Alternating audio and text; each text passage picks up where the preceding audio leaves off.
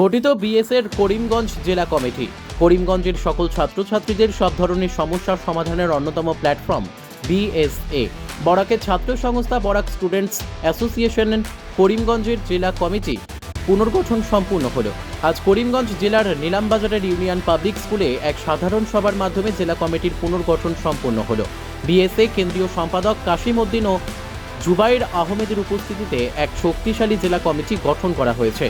করিমগঞ্জ জেলার উপদেষ্টা মণ্ডলী কবি নিহার রঞ্জন দেবনাথ ও হুসাইন আহমেদ এবং সাজার হোসেন তালুকদার, শামীম আহমেদ চৌধুরী সহ বিশিষ্ট ব্যক্তিবর্গের উপস্থিতিতে সংগঠনের মূল লক্ষ্য ও উদ্দেশ্য সহ গঠনতন্ত্র ও সংগঠনের নীতিমালা নিয়ে দীর্ঘ সময় আলোচনা হয়। উপদেষ্টা মণ্ডলীর পক্ষ থেকে নিরঞ্জন দেবনাথ সংগঠনকে কিভাবে এগিয়ে নিয়ে যাওয়া যায় সেই বিষয়ে গুরুত্বপূর্ণ পরামর্শ দিয়েছেন।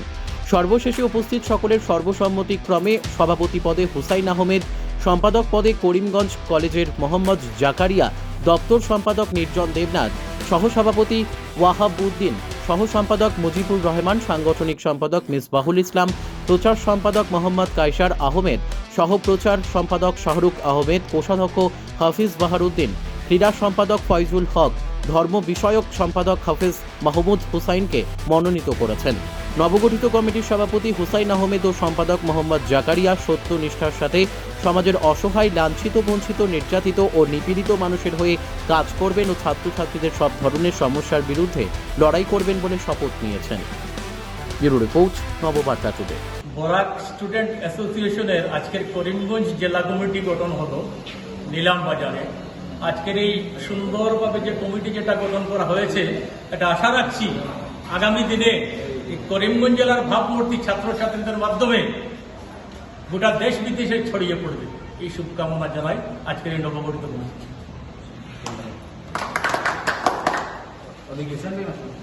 আজকে